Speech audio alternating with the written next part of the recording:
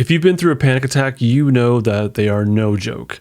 You actually might go through panic attacks repeatedly, or maybe even the same time every day, like at nighttime. That's actually where this discussion starts off, with one of my community members asking about this during one of our meetups. This short conversation touches upon how to reduce the intensity and the frequency of panic attacks through both passive and active means, focusing on the polyvagal safety state. If you have no idea what the polyvagal theory is, listen to episodes 101 through 109 of this podcast. I'll put a link for you in the description. My name is Justin Sinceri. I am a therapist, a coach, and the creator of the Polyvagal Trauma Relief System. Welcome to Stuck Not Broken, where I teach you how to live with more calm, confidence, and connection without the psychobabble or the woo-woo. This podcast is, of course, not therapy, nor is it intended to be a replacement for therapy, and these meetups aren't therapy either. So I have a question. I do tend to get dysregulated pretty much almost every night, come around 10 o'clock. Is it just, do you get ahead of it, or what are your thoughts to help me? What I would say, so I think getting ahead of it's always a really good idea. Always, always, always. If someone knows in this context that I get dysregulated, then yeah, it'd probably be a good idea to prepare for that ahead of time. So there's a couple of things you can do, which is maybe you have a regulation station. Maybe there's some sort of ritual you need to set up, like exercising right before that time, or slowing down right before that time, or drinking tea or something warm, something like that. Maybe there's something you can do to help slow down, depending on what kind of dysregulation you have. So that's the first part is, prepare ahead of time.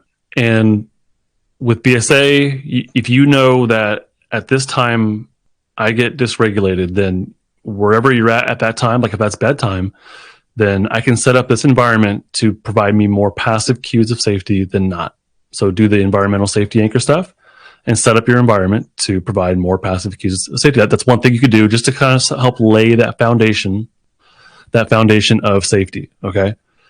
On top of that, there might be an active safety anchor that you can use, like yoga or drinking something warm or deep breathing, whatever it is, or fidgeting, I don't know, or having the right music on, having silence.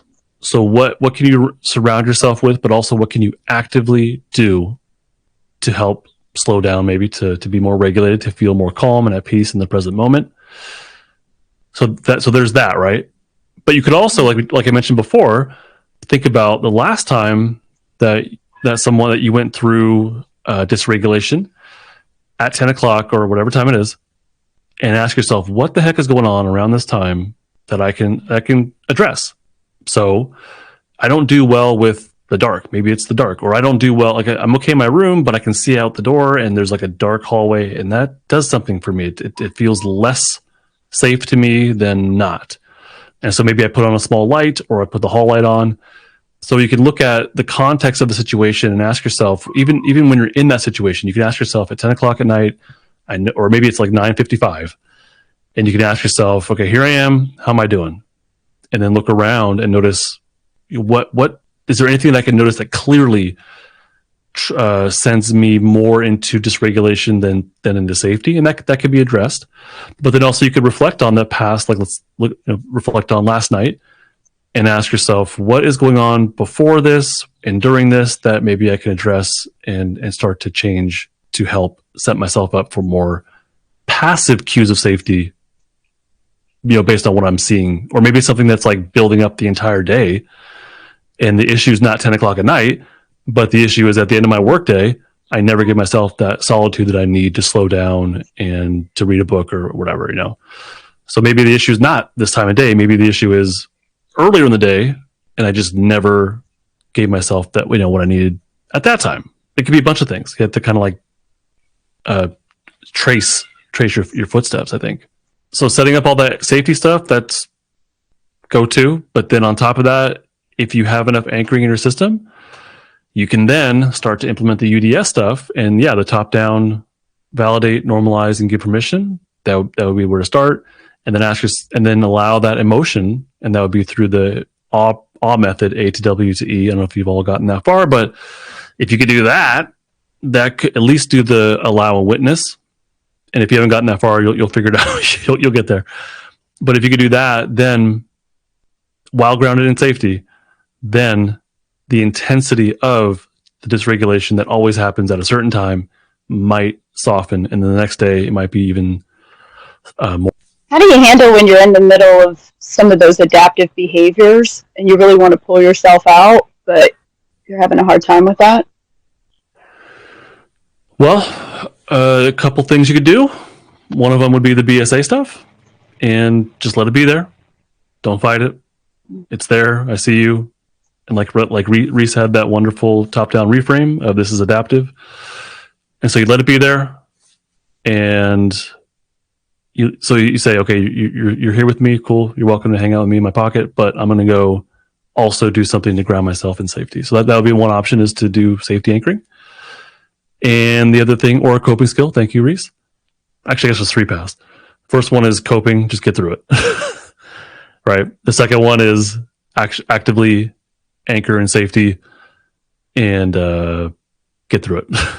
And then the third one would be to anchor in safety and then allow the dysregulation as much as you can tolerate, feel it, and that would be through the UDS stuff. That would be through the awe method, on how, so that way you could actually feel it. And then through the awe method, there might be an impulse that arises from that method. So if someone's in a really flight, anxious kind of feeling or emotion, using the awe method might get them down deep enough into what they're going through, and they might feel an impulse to get up and move. And if you can get up, if you can use the impulse to move, then it might not be as big of a deal the following night, or maybe hopefully it'll be just, relieved, but it's not a guarantee. But hopefully it won't be as big of a deal the next night. But the current night, if you act on the impulse, the idea is that you can further climb your polyvagal ladder, so that impulse, that flight impulse, won't be stuck.